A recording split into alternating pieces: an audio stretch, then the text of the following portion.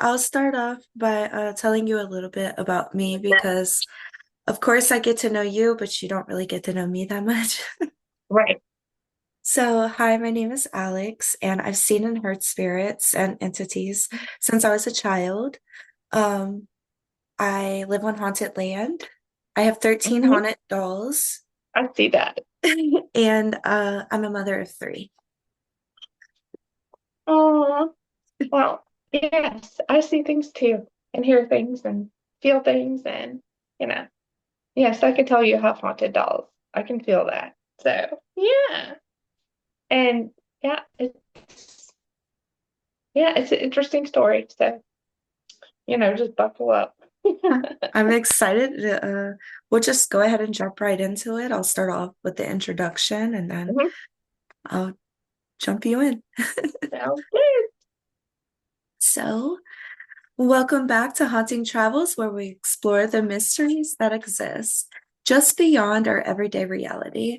I'm your host, Alex, and today we have an incredible, powerful story to share with you. Our guest, Cindy Sowert, a native Georgian whose connection to the paranormal world began when she was just 4 years old. But Cindy's story goes far beyond childhood encounters. After losing her husband to suicide, she found herself in the midst of a terrifying spiritual battle that required not one, but two exorcisms to overcome. Her remarkable journey was featured on the hit series A Haunting, and today she's here to share her story of survival, resilience, and healing. Cindy, welcome to Haunting Travels. Thank you so much. Thank you for having me, Alex. I surely do appreciate it. Can you take us back to that first encounter when you were 4 years old? What do you remember about it? Absolutely. Well, it was in the middle of the night. My sister and I actually shared a room over in my grandparents' part of our house. And we had recently lost our great grandmother. So she had died, and it must have been a few months later. My sister and I were in the bed sleeping, and she wakes me up in the middle of the night and she's whispering, she's like, Cindy, wake up and shaking me. And of course, I don't want to wake up. And it takes me a few minutes to come around. And finally, I do wake up, and she's just pointing to the end of the bed. Now, at the end of our bed, facing our direction, kind of pushed against the window, was our grandmother's old chair. And so it was facing toward us, pushed back a little. And my great grandmother was sitting in that chair. Um, she was, I want to say, sort of transparent, but had this glow. It was almost like a kind of a weird greenish glow that just emanated from her. And she sat there and stared at us, never moved, just sat there. So we completely freaked out. And, we covered our heads back up because, I mean, even though we knew who it was scary. Yeah. We're very little. But that was my first experience that I vividly remember with the paranormal. So, Growing up with these abilities, did you understand what was um, happening to you, or did um, it feel frightening and confusing? um, it was it was frightening, not so much confusing because my family was very open about it. My mother, my aunts, my grandmother, my great grandmother, and my grandfather, they were all very open about it, and had stories of their own. So it wasn't anything foreign to me. It was just kind of something that was always accepted, and we had lots of experiences growing up as kids. Uh, I mean, our lives were pretty full of different things that happened. Not so much when I was, that happened when I was younger, but there weren't a lot of things that happened until I think I reached my teen years. And that's when things started to ramp up more around our house. So, but it's always been a part of my life. It's something that's always intrigued me. Um, and it's just, it was still scary though. Now, to me, it was still, I was still terrified. And I think I probably have blocked out some things. Yeah. But yeah, it's always been a part of my life in some way, shape, or form. So, And were there any particular spirits or entities that you think might have stayed with you throughout your childhood? well, it's the interesting part of it is, and not really realizing this or understanding this until um, later on, like, after the bad things happened, was that there were some that not only were followed me through my life, but were part of a family lineage. I would say it was a curse, maybe. I really don't know how to approach it because there are some strange things that have are almost generational. I'll put it that way. So, yes, I do believe that there were things that have followed me through my life. There were people in my family who did practice not good things. Okay. Um, and I think that there are certain circumstances that maybe caused these things to maybe follow me, I think. So, I mean, you never know for sure, I guess, but there are things that do point to that, it's something that's been generational. So, So, going into the life before the tragedy of your husband, mhm. before your husband's passing, how would you describe your relationship with the paranormal? Was it something you embraced at the time, or did you try to avoid it? I actually did embrace it. Um, but the funny thing is that I completely avoided any evil. Like I didn't I I just figured if I don't acknowledge it, it can't bother me. So I stayed far away from that side of things, as far as Ouija goes or anything like that, because when we were younger, these are things we were forced to do as a child. Um, Automatic writing, attempt attempting to teach us how to astral project, and spirit boards, not your typical Ouija board, like everybody's the Milton Bradley thing, but an actual spirit board. And these were things we were forced to do. Um, and those were the scary things. So I completely avoided those. Um, and it's like, oh, nothing, I'm going to avoid the demonic part of things. So I was intrigued by, the aspect of seeing a spirit, or I was out with some friends of mine and a family member of mine, before ghost hunters and all that, going and taking pictures and investigating different places. So um, I was really drawn in by it. And it was, it was all sort of fun. My husband used to say at the time, he's like, something's gonna follow you home, He'd always say that. I don't know why you want to do that. Something's gonna follow you home.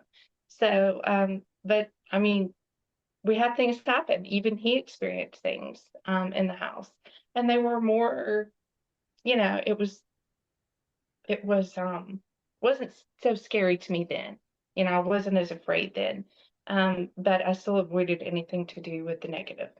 Just completely avoided it. So, I didn't study it. I didn't look into it. I didn't research it. So, it wasn't anything I was worried about at that time. Did he know about your gifts? Yeah, he did. Openly. I shared those with him. It wasn't anything, you know, it's not that he didn't accept it, but I think part of him was a little scared.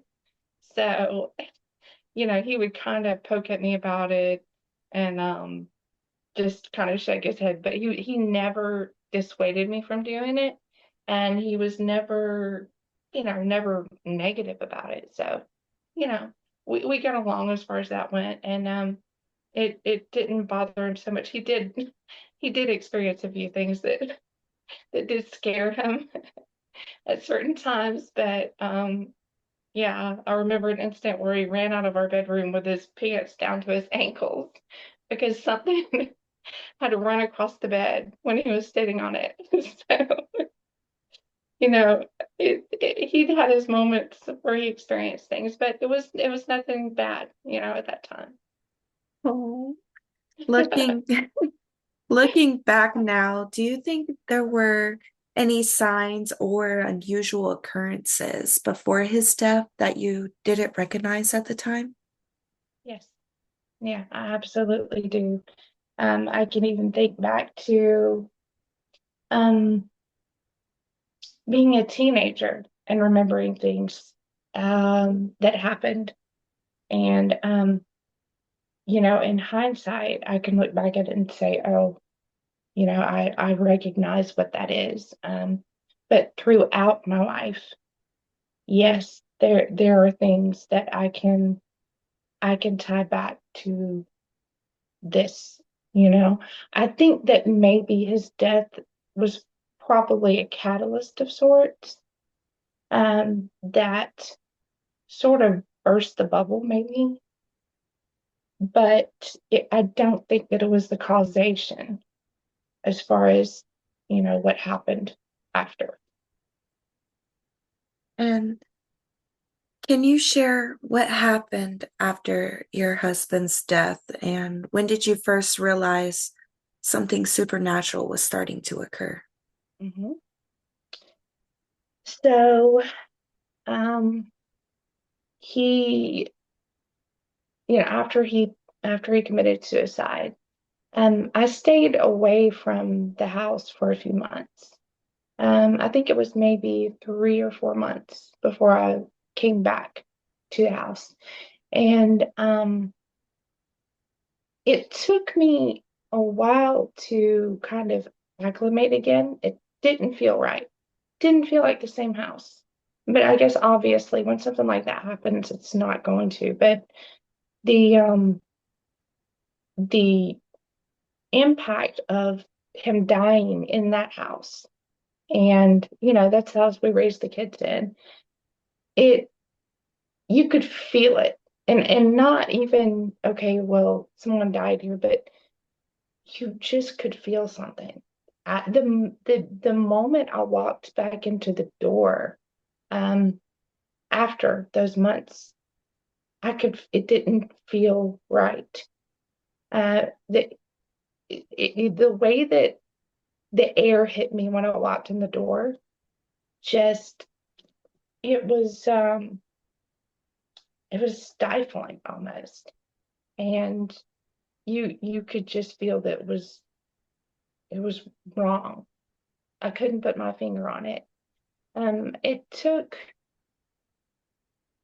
I think it probably took for things to start to happen, just small things, probably maybe a year, maybe. Um, yeah, I would say just about a year before small things started to happen. Nothing major, just little things that you wouldn't tie to anything. And plus, it was the fact that, like I said, I've experienced paranormal things my whole life. So, um, run of the mill stuff, I definitely wasn't at that time, um, thinking about anything negative. And of course, you're thinking, okay, well, he's around, which is that's a tough one too, by the way. Just the idea, you know, especially with it so fresh that they're there in that capacity. I know a lot of people would be like, okay, that's comforting, but there was nothing comforting about it. Um, it didn't feel comfortable.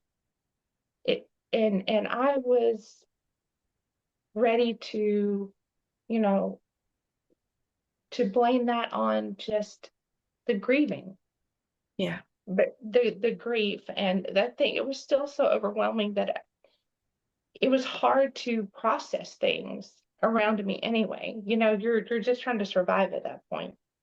And so things went by me that I I didn't realize. or something wrong, if that makes sense. Yeah. Um, I think it was probably about a year and a half after he died that things started to um, be noticeable. That's when things started to be noticeable. My daughter at the time,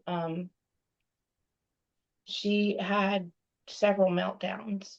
One early on was when she said she saw him and he was outside. She saw him and she completely lost it.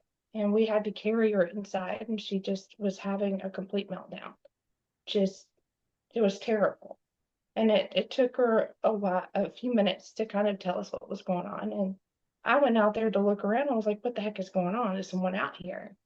And I was really pissed off. I was mad because I'm thinking, if this is him, and if he has done this and to completely terrified his child, then I'm like, I'm really pissed. Like, how dare you? First you do this, and then you're gonna show up and scare these kids? No, I was pissed. So I went out there and proceeded to yell and let him have it. And about the time I did that, something just whizzed right by my head. And it was really fast. It was like right by my head. And it just buzzed by me. And I went, immediately just shot around and looked to see what it was. And it was a lug nut. And he was a mechanic. He worked on cars. And out there in that area is where we used to work on cars. And so this lug nut just comes whizzing by my head. I mean, it nearly hit me in the head. And I'm like, I'm sitting here in the middle of my yard cussing at nothing, and things were flying at me, you know? So that was probably one of the first things that happened. And I was like, I felt really, really wrong about it. I was like, there's no way this is him. And it just didn't make sense to me. Looking back, I realized that wasn't him. Hmm. But yeah, that was one of the first things that really kind of set off alarm bells to me. Now, mind you, I didn't at that time realize the significance of what was going to happen or what was happening. I just thought, okay, he's not happy with me and he's around. He's angry. So that was, it's this weird thing because it's a roller coaster of emotions. Hmm. And you're thinking this person's now angry, so that brings on a whole other set of issues.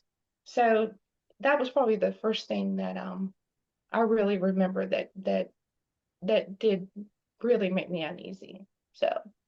What were the initial signs that it wasn't just grief, but something more sinister? So um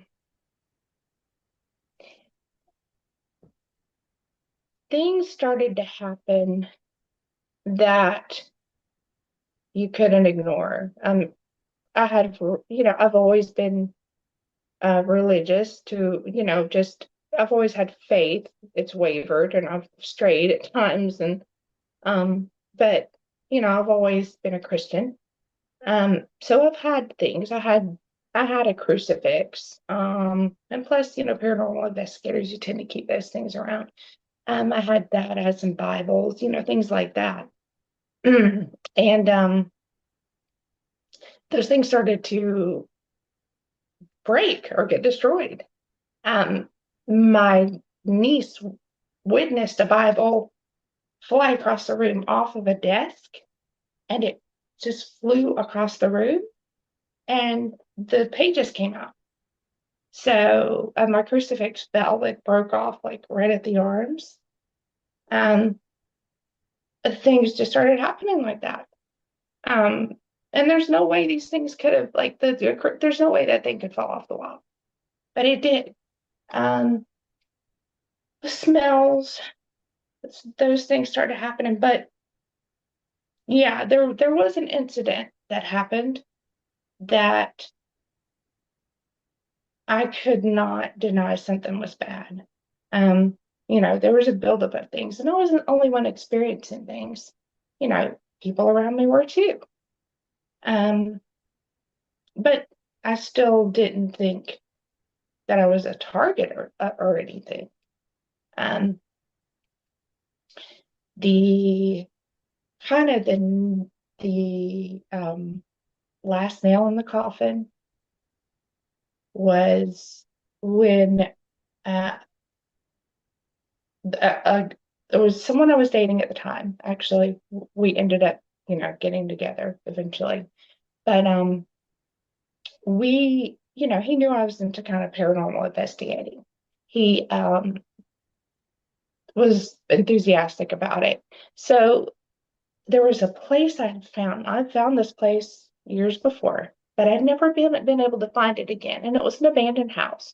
It was huge. This thing was like it was like your classic haunted house. It had wings and everything. It was beautiful. And so I ended up going out, just running errands and found it again. I'm like, oh my gosh, I found this. So I'm all excited. I tell him, and when he comes into town, we go during the day to look at this place. And it's freaking awesome. We get in the back window, we go through the whole thing, and um, I feel things. Actually, I saw something. We were going down into the classic creepy basement. We opened the door, and there's like a dark shadow, human shadow standing, or humanoid shadow standing at the bottom of the stairs, and it just goes like we got it on camera actually. Um, so the basement was really weird. Um, it was just really weird. It just felt really, you know what I mean. I had that feeling. So did that. The attic did too. And this place was like stairs that wrapped around and went up. And I did not go into the attic because the attic was very oppressive. But at that time, I'm just thinking, okay, I'm sensitive, whatever. And so we leave with the plan of coming back that night to go in and really investigate. Um, so we, we came back in the middle of the night. It must have been about 1 o'clock in the morning, I think. Um, and the driveway's pretty long. It's kind of, I mean, not like it's several hundred yards long. And you pull up, and there's like kind of it kind of goes in a circle, but there's an area to park off to the left. So we kind of park the car over to the left, and there's like a grove of trees that kind of surrounds everything, but it's kind of like a meadow with a grove of trees off to that left area. And the house is more kind of situated to the right of that grove. So we park in the front and the windows in the back that we're going to go in. So we um, get out to go around, and I'm just cold. Like when we get out, it's kind of weird. I feel off immediately. Um, and we're going to, have a flashlight, going to make our way around to the back of the house. And I just am like, this is something's wrong. I was really nervous. I was scared at that point. I was just something was wrong. And he's like, well, we can go over here. We'll go in the window. And I'm like, we get part of the way back. I'm like, no, there's somebody here. It's like a car's pulling up. I'm like, we've got to go. So we go back over to the car, and there's no other car. So I'm thinking, okay, um, what's going on? And I start to feel really overwhelmed and like oppressed. And the wind kind of starts to blow. And it's almost like it's in a circular motion around us. And I start to see something just in my periphery. It's kind of going from place to place. It's, around. And I'm like, yeah, okay, do you see that? I see something, and you can hear it. And you can hear it like around us, like something's just moving. Moving. Yeah, it's that movement. It's moving everywhere. And I'm like, what is going on? And I get this just horrible feeling. I'm like, we've got to get in. I said, I need to get in the car. Let me in the car. And he's like fumbling with the keys and like, let me in the car now. Like, I need to get in the car now. Let me in the car. And he's like, the car's locked. He's fumbling with the keys. I'm yanking on it. And about that time, I hear something and I turn around. And when I do, there's a tree behind me. Like, there's a couple of trees, but like 30 or 40 yards away, 50 yards away, maybe. It's a big tree. And the tree just almost like it twists. Like like when there's a really, really strong arm and the tree just it did that. And when it did, just something came through. It was huge, like, and it was like vapor almost. It just came through those trees and straight at me. And I completely freaked out. Just finally got in the car, but it just hit me like a ton of bricks. It just, and when it did, I could hear it. Like, I could hear it behind, like back here, screaming, just screaming at me. And I'm just trying to sink myself down into the floorboard and cover my ears. And I'm just like, go, just get out of here. I'm completely freaking out at this point. So he takes off and we get to the end of the driveway and he stops. And I'm just like, at that point, completely, I'm incoherent. I don't know what's going on. I'm freaking out. I'm scared. I've got my eyes shut, my hands over my ears. And I get back up in the seat and I'm just like, I'm stunned. And about that time, he's like, I don't know what that was. And I feel wrong. I feel very wrong at that point. And he asked me if I was okay, and just I lost control of myself. And I remember my body like in the seat like this. Like I'm trying to explain it. My stomach like toward the top of the car, bent like that, just stiff. And this sound was coming out of me. And I remember asking him, pray, please pray before this happened. And I just could not, I was not in control. Um, I don't know how long that lasted. I know he started praying, and I'm not sure how long it took for it. I guess it can't have been very long, but it just let go. And then when it did, oh, I was out of it still. Just felt really weird, like not in myself. And we went a little further down the road and pulled over in a parking lot because they asked me to pull over. Um, I was completely just not right, and I needed to get out of the car. And I told him, and I didn't smoke at the time, and I'm like, I need a cigarette, and I didn't, I didn't smoke. So I'm like, what? I'm like, what is going on? And we pull over, and I'm just like, I have to get out. So I get out of the car and just start to pace beside the car. And he's like, are you okay? Are you okay? And I'm just like, I don't know what happened. I don't know what happened. And I'm just, stunned. And then it starts to happen again. And I'm thinking that something's pulling me toward that house again. And I'm thinking, I just want to go back to that house. It wanted to pull me down into that basement. That's all I could feel at that point. And it all started to happen again. My body just started to stiffen and my throat started to close. And I remember this growl coming out of me, and it started just deep and deep down inside of me, and it just kind of just oozed out of my throat, but it was just horrible. And I'm thinking, how am I making that sound? There's no way. I'm having my thoughts, but my body, can't do anything. And I just, these sounds are coming out of me, and my body won't, it's just rigid and twisted. And my face was just not right.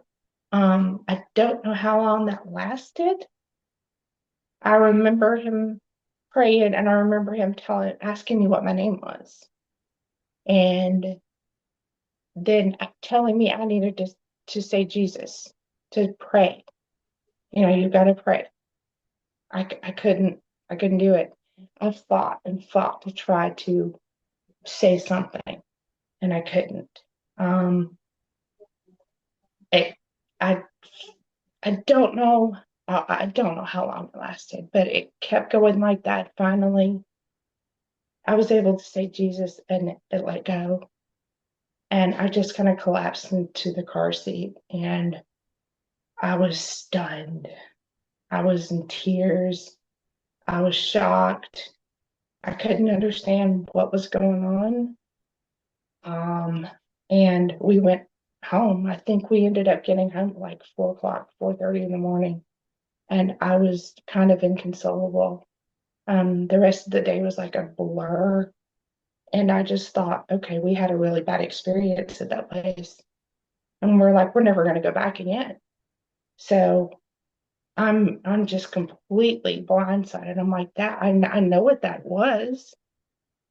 And I got attacked by one of these things, you know? Yeah. Um, and that's the extent of it. I thought, okay, that's bad. That's really bad. I don't ever want that to happen again. So we just said we're never going back. And I thought, okay, that's we're not going to go back, and it's over. And that's what I thought at that moment, that it was over. But it really impacted me. Um, yeah, it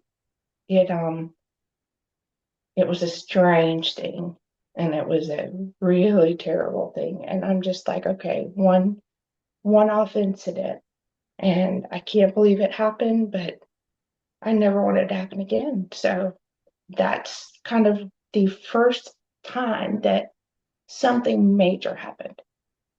How did your boyfriend at the time know what to do? He actually was well, he was a pastor.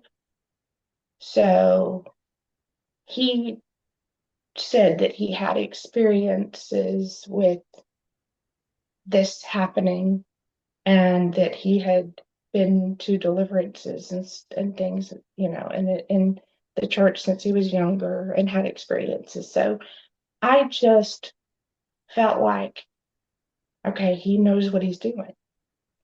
And I mean, you know, I didn't question that at the time.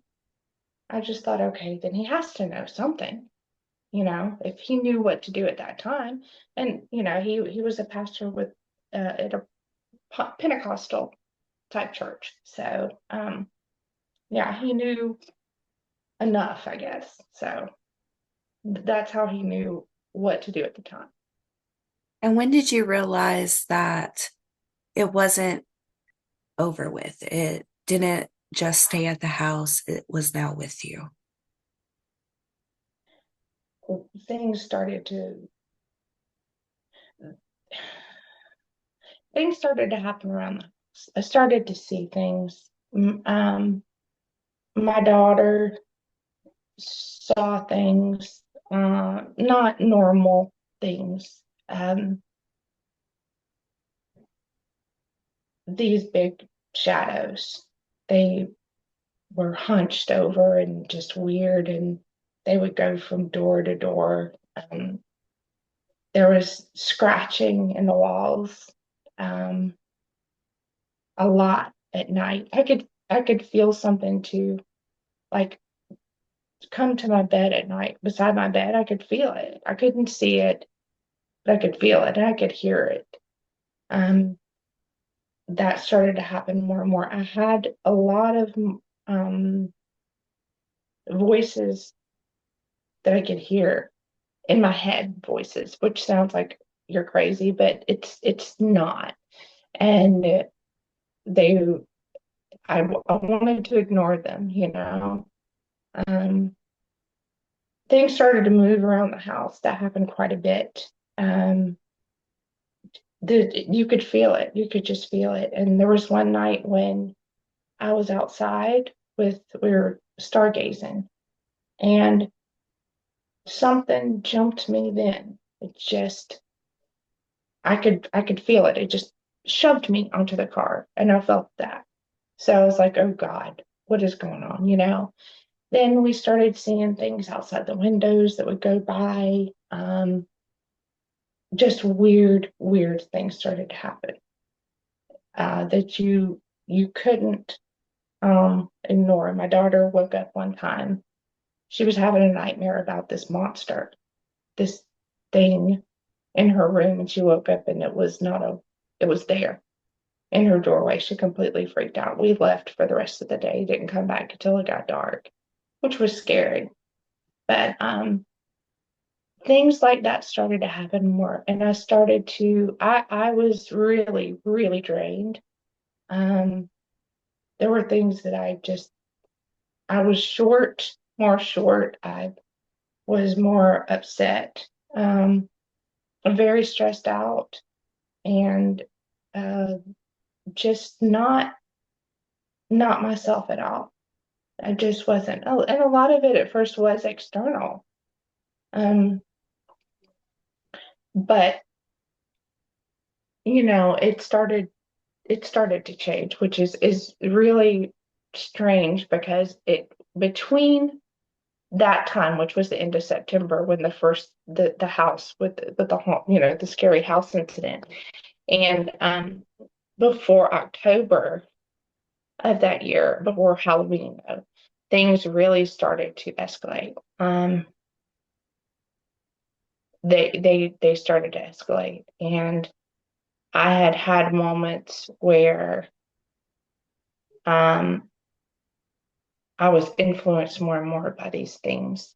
Um, there were times when I would think I wanted to, people would upset me and I wanted to hurt them. And not just like I wanted to hurt them, but I wanted to snap their neck. And it would be so easy, how easy it would be. And um, I would feel like some sense of satisfaction about it, which is so not me. Um, those things started to happen more and more. It's like it started to integrate with me more and more. And there was this line that was like, starting to blur between myself and them. Um, but it happened on almost on, no, it was Halloween night after evening, like late afternoon.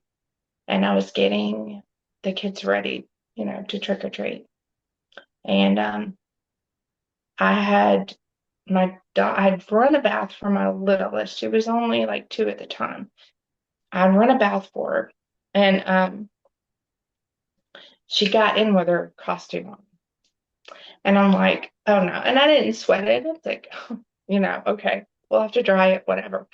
So I get her out of the bathroom and take her sister takes her to go, dry her costume and get her ready, and I bent down to pull the plug to let the water out. And when I did, um, this sound came out of me. And it was like a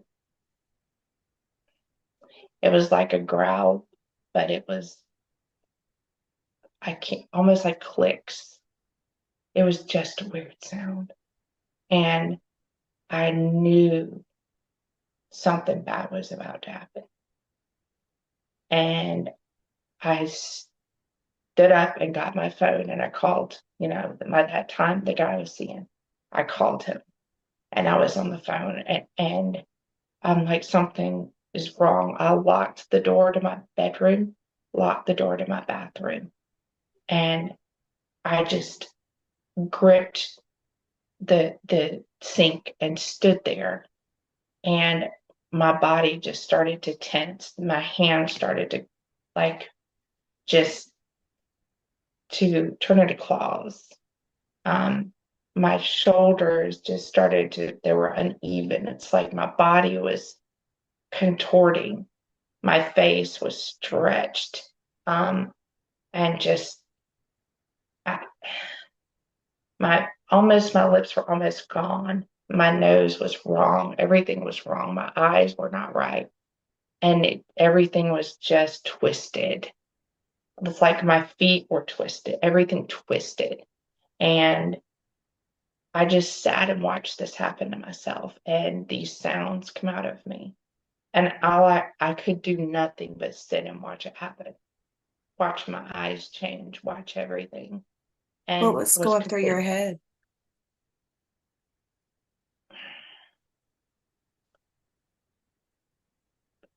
It There was nothing I could do. That I knew at that time, I knew what was happening. That's when I realized I'm possessed. I'm possessed. Um, that was the moment I knew that I had to get some kind of help.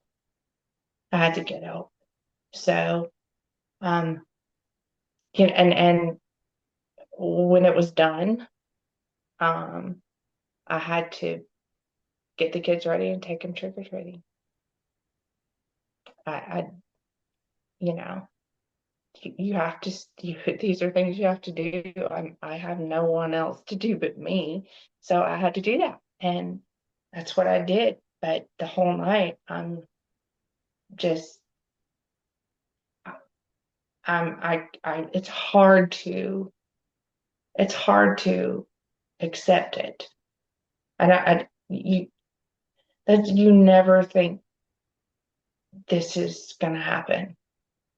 You just don't. And it was really hard to stomach it and to try to digest what was going on. I couldn't do it. And so I did, that's when I decided to reach out and get some help and to find a really good paranormal team that I could at least get some answers from, maybe, or to tell them what's going on and see what they thought. So that was my next move after that. And what was the first exorcism like? Um, it was intense. It was intense. And there are people that could probably better um explain it than me. There were several people there. That's the first time I met Father Darren. He it I was not in control when he walked in the door. Before he walked in the door, I was not in control of anything. And I was trying to be, but I wasn't. And I remember when he walked in the door, I wanted help, but I wanted to kill it. And it was these two just um, polarizing feelings. And but there was really nothing I could do. Uh, it started off a battle. It started a battle, and it it it went on for quite a while. Um, I There are things I remember. There are things I don't. I can't say what I don't remember because I don't remember. But these things were completely in control, and they were um, fighting. It was painful. It was painful. I did end up bruised and pretty battered through it. There were I started off on the couch. I know I was put in a chair at one point. I ended up on the floor. And I did shove furniture out of the way, like with my head.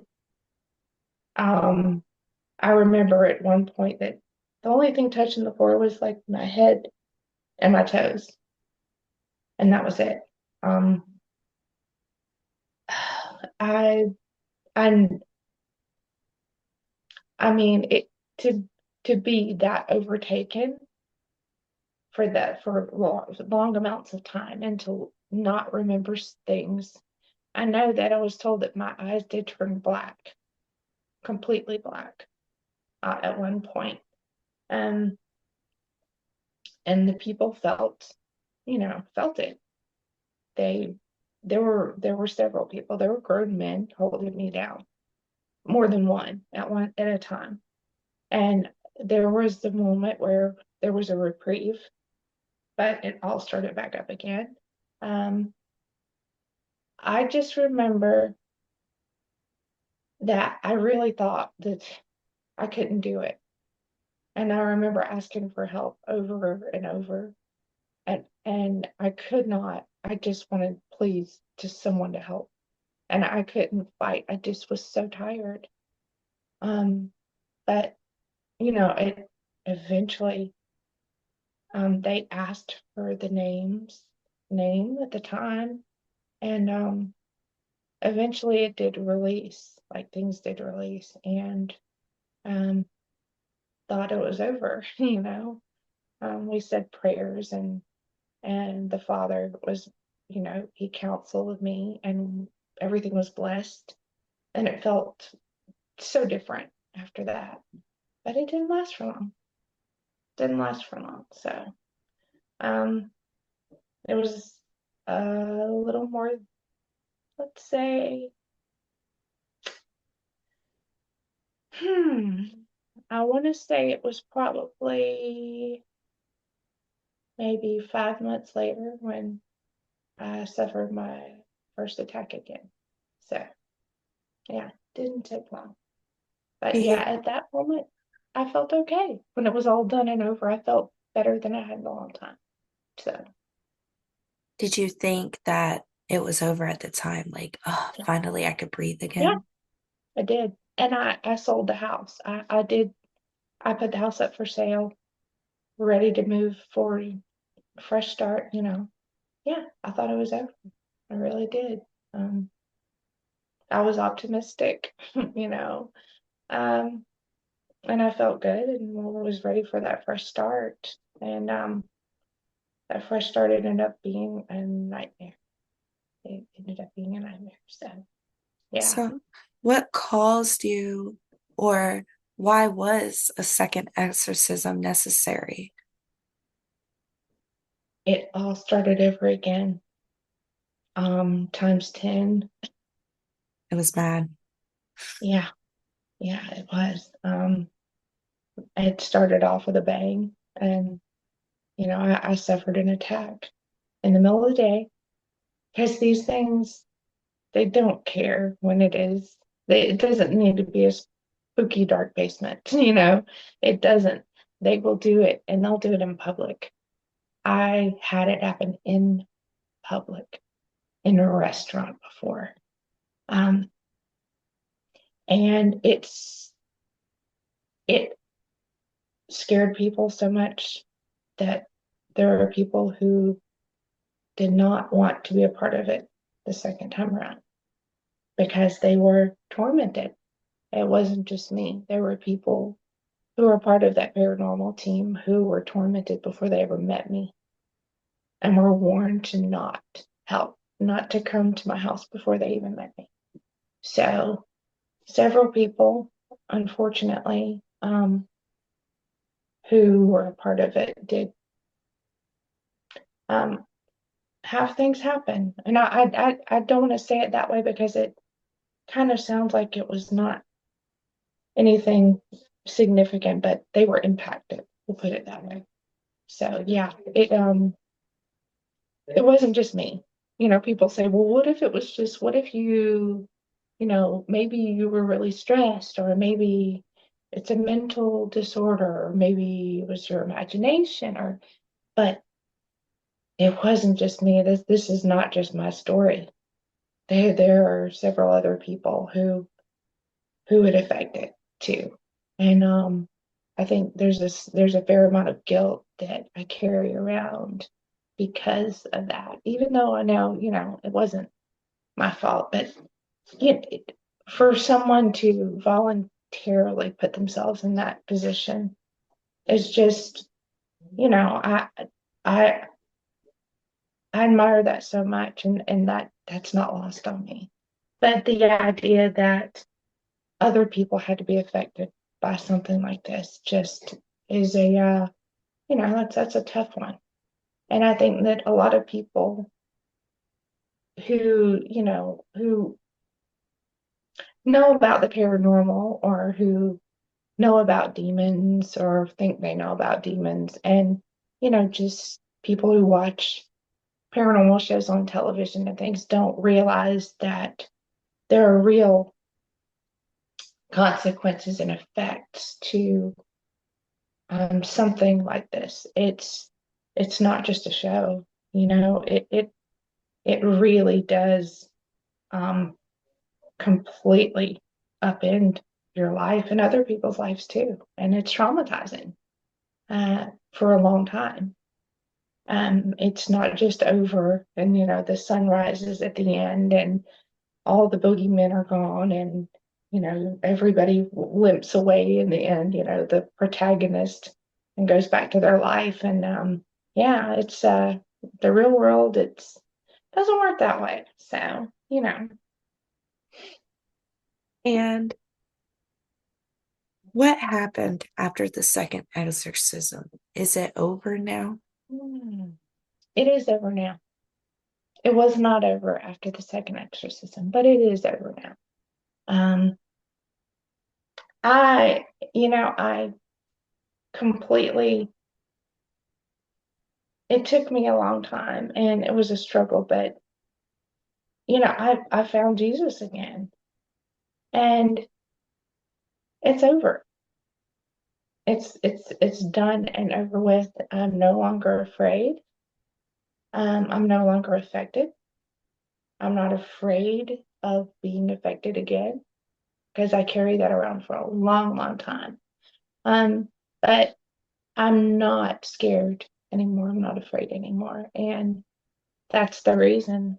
Before, I did pray. I did ask God for help. I did do all those things, but I hadn't let it all go. I hadn't let it all go. And there was a moment when I realized I had to let all of that go. And when I did that is when those ties were broken.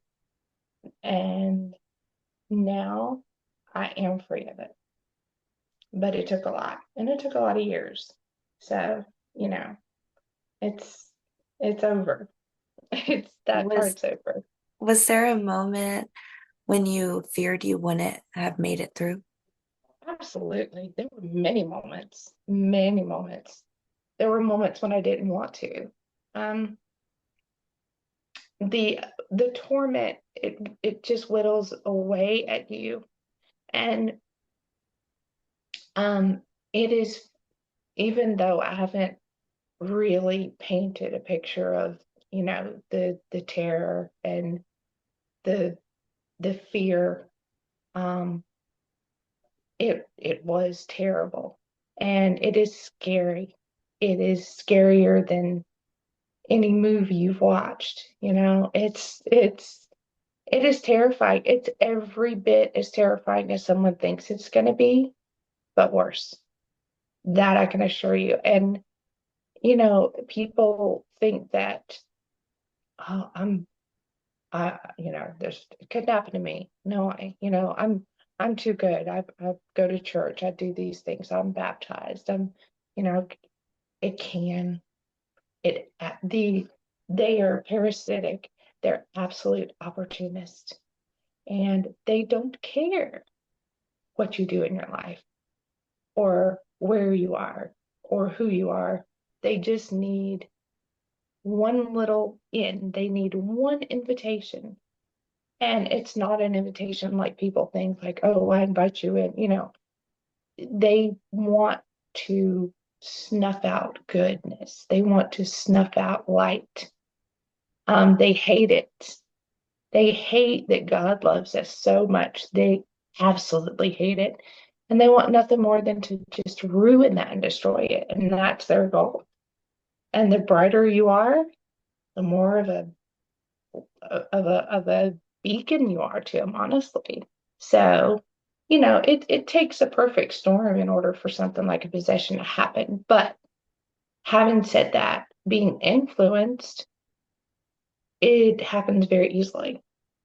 And yeah, the leading to possession, it doesn't happen too often. Um, but you don't want to take a chance either, because a lot of people don't live through it. A lot of people don't even know what's happening, and these people do bad things or in themselves because of it. So, yeah, it's not something to take a risk on. These people that are going out like, I'm going to find a demon, I'm going to connect with it. Wouldn't recommend. So, you know, What did your recovery process look like to you? um, a lot of years, a lot of mistakes, a lot of searching. I reached out to so many people in the field for answers, because I spent a lot of that time wondering why me? What did I do? What made this happen? Um, and I think I found, even though I mean, even a year ago, I was like, I'm always going to have questions. Um, and I did for a long time, but I don't now. I think I've done my due diligence, and I think that at this point I can kind of trace it back to certain things, and you know I did, what to do and what not to do, obviously, and I'm much more careful, as far as any sort of investigation or anything like that. I'm much more careful. And there's places I will not go. I can feel it. And although it's done and over, and that's great, I still know what it feels like. I still know when they're around. I can feel it. Um, and I will never forget what it's like. I will never forget how that feels and what they feel like. Um, because in the end, it wasn't one. It's never one. It is never, and I can say it with 100% assurance, it is always more than one, because once one knows you, they all know you. It's like a big open telephone. We are legion, and it's the truth. That's how they operate. And yeah, once you're familiar, you're familiar. And that's just the way it goes. But yeah, you have to have the tools to fight back, and you have to have the presence of mind to do it, and the right way to be able to conquer it. And that's what Jesus, and I can also say that with 100% certainty. Um, it works. It's 100% effective 100% of the time when you get to that place. So, yeah, it's taken a while to get there. It's taken a lot of questions, a lot of digging, speaking to a lot of people, going to cons, doing tons and tons of podcasts. Um, and it's good now. I'm a lot better.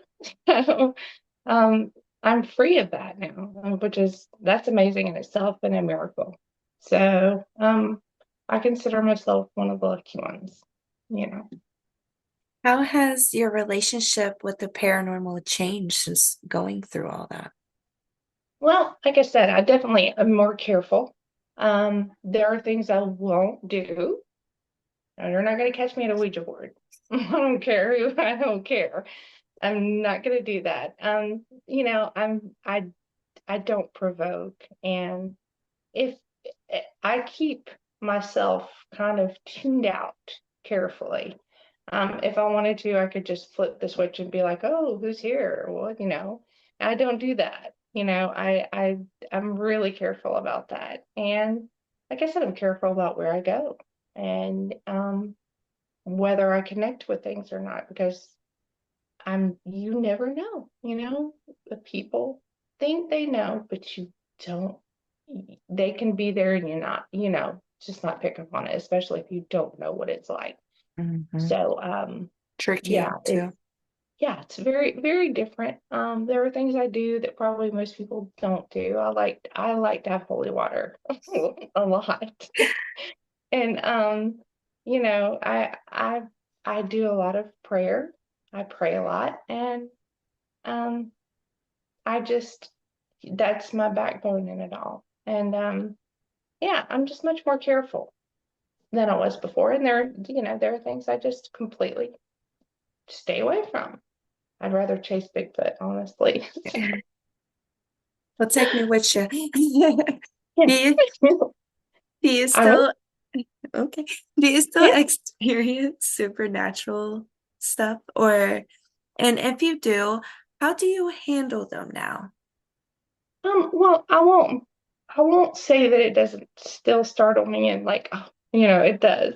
In fact, the other day something touched me on my back. So, it still is like I still do the whole, like when you first start experiencing things like, what was that? Like, oh my God.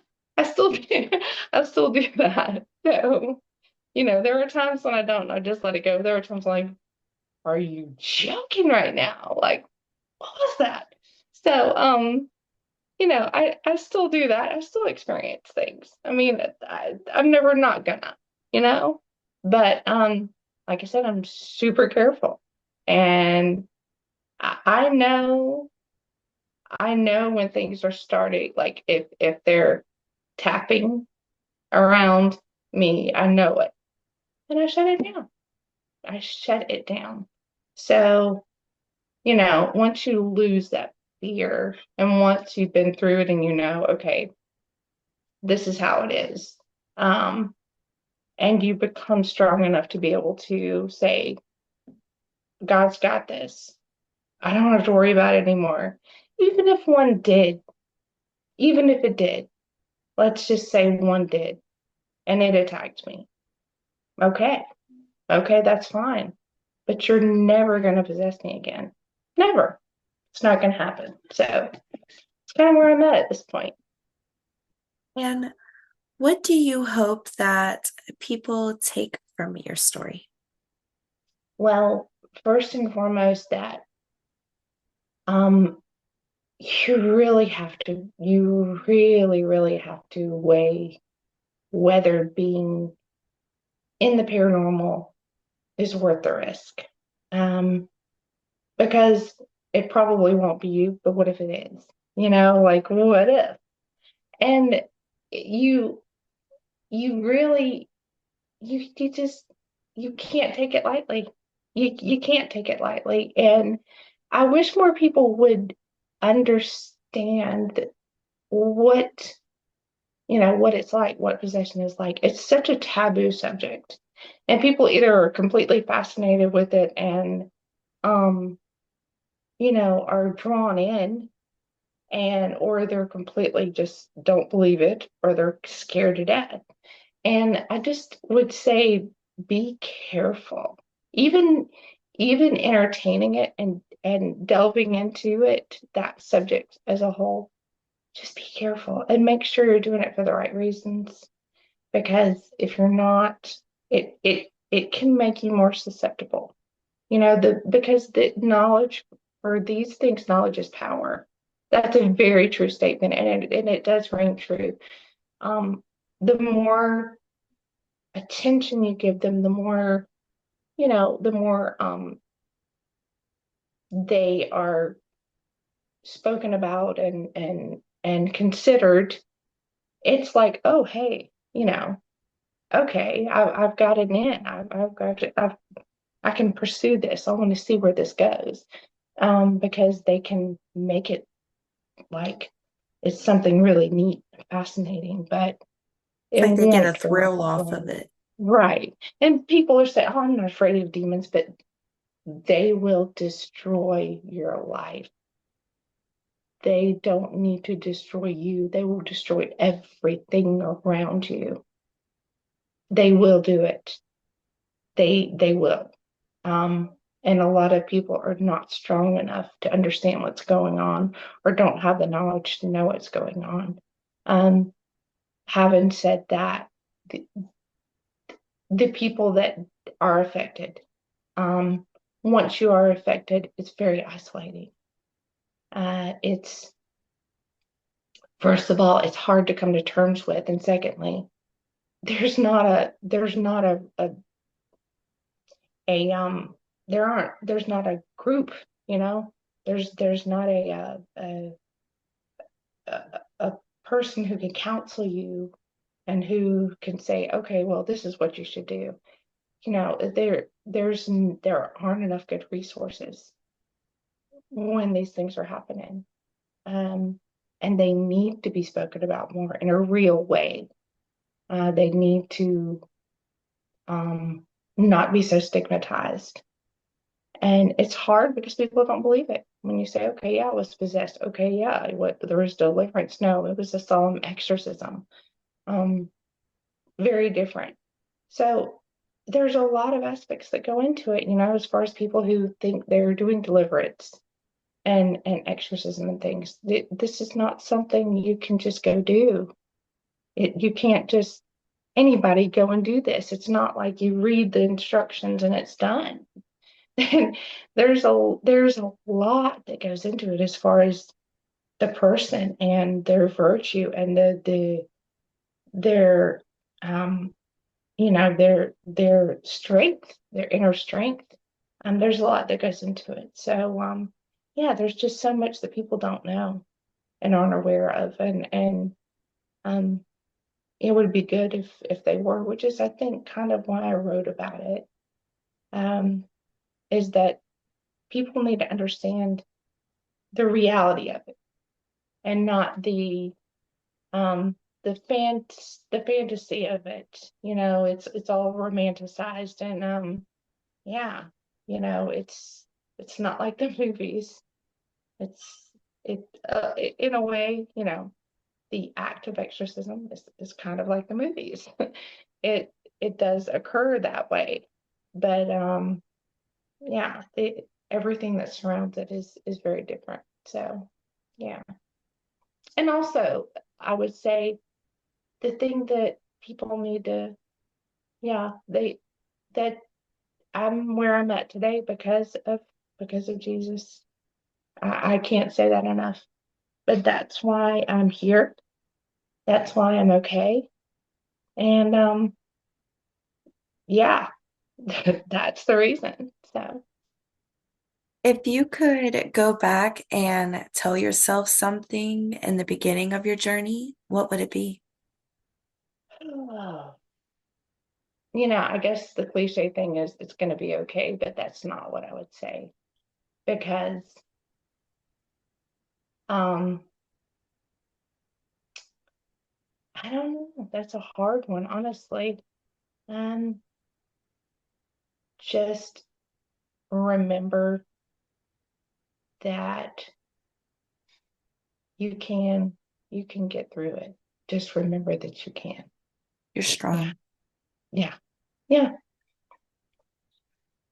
And if people wanted to follow you or hear more of your story, where could they do that at? They can actually just honestly Google the exorcism of Cindy Sauer. There the TV show will come up. So there's the episode of Haunting. And also you'll be able to find the book. Now you can also reach out to me on Facebook. I'm working on more socials, more platforms to kind of get things going because we're supposed to write a part two. So that should be started this year. But to look me up on Facebook, that the easiest thing, or Instagram, and you're gonna find it. It's Instagram is Cindy Haunted. I'm on there. And I'm starting a TikTok and I'll kind of we'll be getting all that out there soon. But the best thing right now is get me on Facebook or email me at cindysauer82@gmail. You can email me there, ask me questions, ask for a book because I do sell signed copies. So, yeah, that would be the best way to do it. But more is definitely coming down the pike. So And I will have everything linked in the description below. Cindy, awesome. thank you so much for your courage and sharing Mm. such a deeply personal and powerful story with us today. Well, thank you for having me. I do appreciate it. Your journey from childhood encounters to surviving unimaginable loss to a spiritual warfare is truly remarkable. To our listeners, Cindy's story reminds us that the veil between worlds is thinner than we think, and that healing, no matter how dark the battle is always possible. If you or someone you know is struggling with grief or unexplained phenomena, please reach out for help. You are not alone. You can find more about Cindy's story on A Haunting, and we'll include resources in our show notes. Thank you for joining us on Haunting Travels. And until next time, stay curious, stay spooky, and stay safe out there.